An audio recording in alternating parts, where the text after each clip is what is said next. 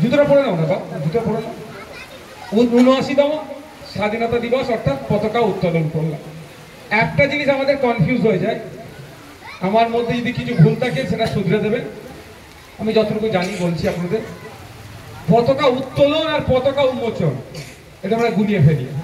অনেকে দেখবেন আজকেও পতাকার মধ্যে ফুল ঢুকিয়ে দেয়, এটা সম্ভবত উন্মোচনের জন্য হয়, যেটা ২৬শে জানুয়ারি।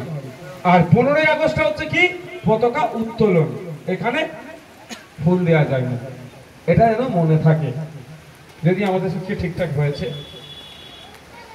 বিষয়টা হচ্ছে এই যে পতাকা, এর জন্যই প্রায় ২০০ বছর ব্রিটিশদের বিরুদ্ধে আপনার আমার পূর্বপুরুষরা লড়াই করেছে।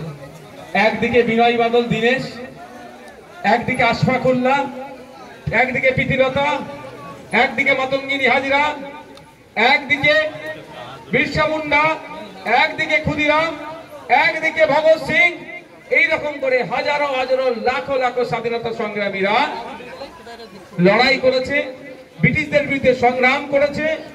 ব্রিটিশদের নিয়ে আসা কালা কানুন মানব না, ঐক্যবদ্ধ হয়ে ব্রিটিশদেরকে তাড়িয়েছে, বাংলা নয় ভারতবর্ষ থেকে বিতাড়িত করেছে।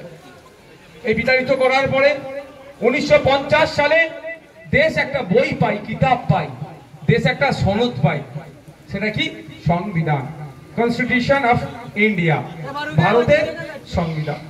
ওই সংবিধানের মধ্যে আপনি দলিত, আপনি আদিবাসী, আপনি মুসলমান, আপনি সংখ্যাগুরু, আপনি সংখ্যালঘু, আপনি কৃষক, আপনি শ্রমিক, আপনি সর্বোপরি একজন ভারতীয় নাগরিক, আপনার কি অধিকার, আপনি কি কি পাবেন, সরকারের দায়িত্ব কি, আপনাকে কি কি দেওয়া, সেইগুলো লিপিবদ্ধ আছে।